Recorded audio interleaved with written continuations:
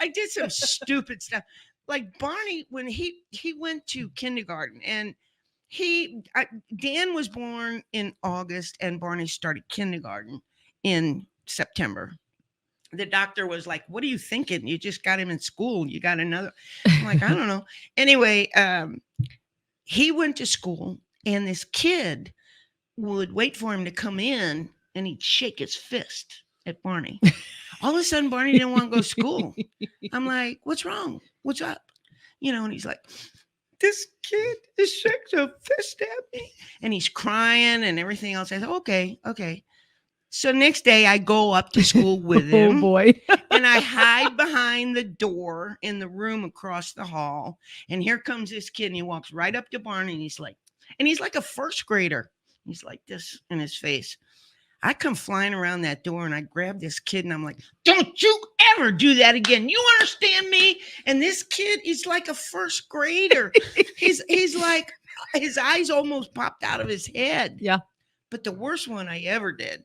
The worst one you ever did. The worst one I ever did was Andy. We had a park that was like a couple doors down from our house. Andy was about 6 years old, maybe 7. He's like, "I want to go down the park." I said, "Okay, I'll be down in a minute." It was nothing. Younger brother. Yeah. It was nothing, to let the kid go to the park. Especially in the 70s. Yeah, it was like no big deal at all. So he goes down the park, and he's not down there 5 minutes. He comes back. He's crying his eyes out. I'm like, What's the matter?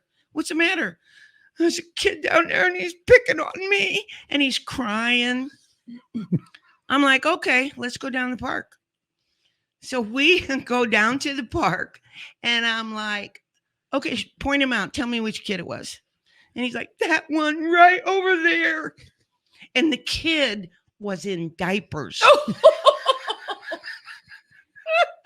He was in diapers. Yeah. I'm like, "We need to go home."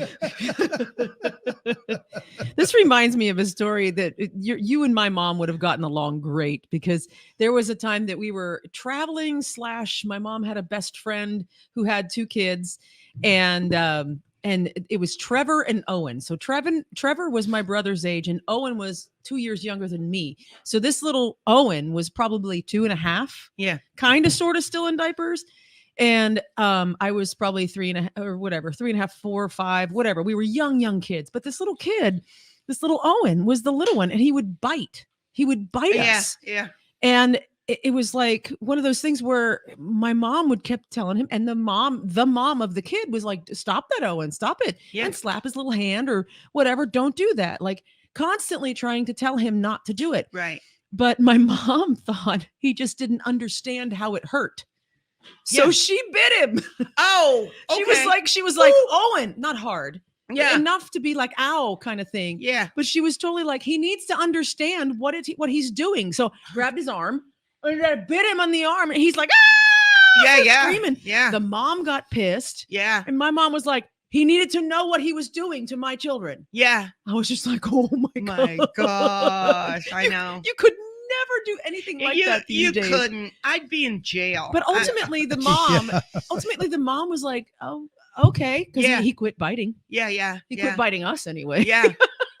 I was always defending my kids. I mean, Dan was like 40 years old, and I was still defending him. And he'd be like, he'd get in an argument with somebody, and he would turn around, whip around him, and say, "Mom, don't defend me." Yeah. I'm like, "Okay, right. Oh, okay, I'm done. Okay, yeah. I'm done." These tiger moms that dive in, when the boys are young, especially boys, when they're young, it's great. But when they start to get a little bit older, it's like, "Can you stop? Yeah. Can you stop?" The story of Grumpy's is pretty good.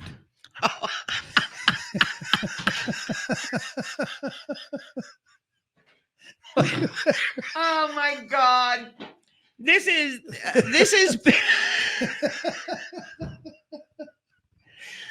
before he started saying, "Mom, don't defend me. Don't defend me. Don't defend me." I'm like, okay. This might have been what started it. It might have been. So we were all at Grumpy's. No.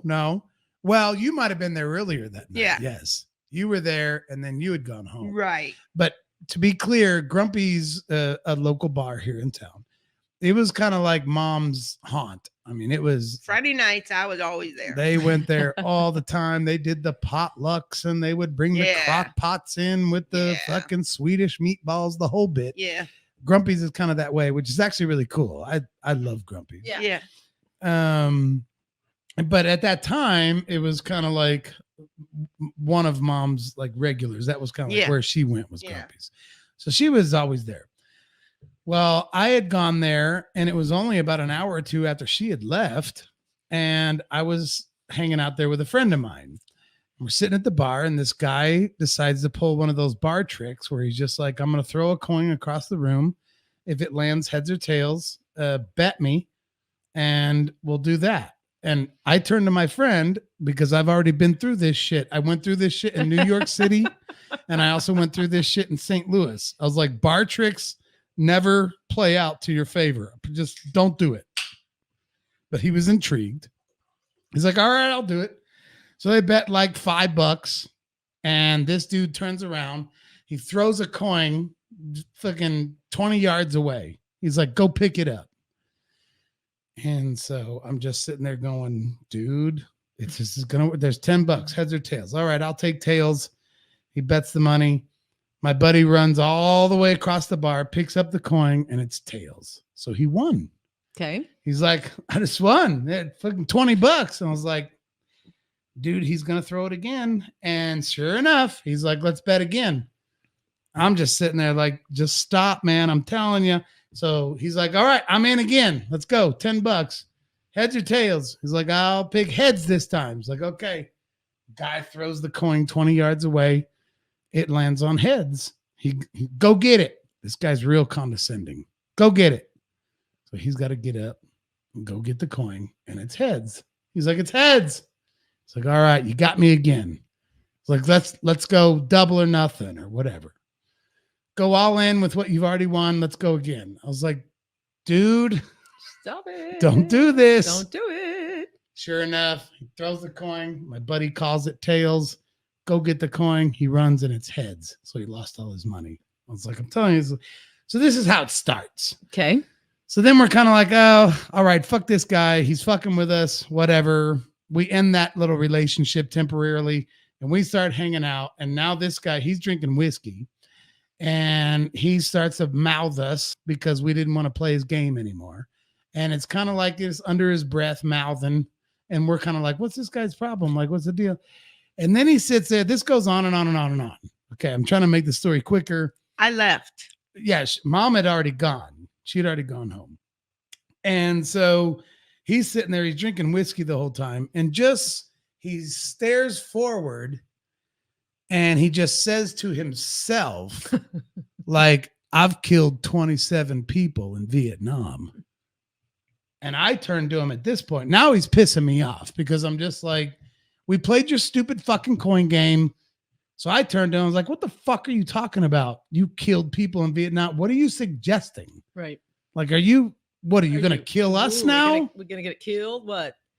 So no big deal. You're being a dude. Nothing was like a huge deal, except I was just like, fucking calm down, Yeah. bro. Like, oh, you killed people in Vietnam. Like, slow your roll.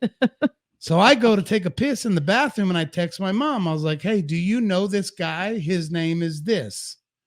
And she's like, yeah, he's a friend of mine at Grumpy's. I was like, well, he just made some stupid ass comment about killing people in Vietnam and kind of halfway directing it towards us. What the fuck? And she doesn't answer. So I'm just like, whatever. Put my phone in my pocket. I go back and sit at my bar stool. So me and my buddy are still hanging out. He's still over here being weird. About 5 minutes later, BAM! Through the front door. Where is that motherfucker? You motherfucker! Gets up in his face, gonna fucking punch his ass out. I'm like, hey, like, no, I didn't call you.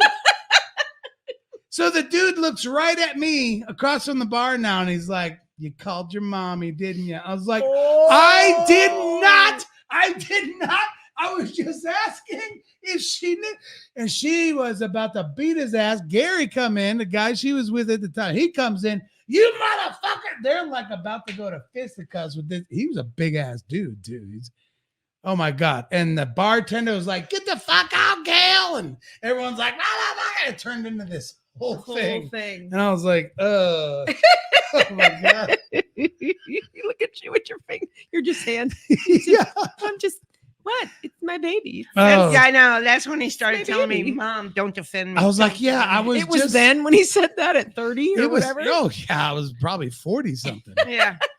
I was like, hey, I was just asking you if you knew the guy. You didn't have to drive all the way back up here. It was hilarious, though. I tell the story funny like that, but it was fucking hilarious. When she come busting in, I was like, ooh, There goes the Mama Gail. you're gonna have to. I know. did call my mama. I did. I know. You're goddamn right, I did.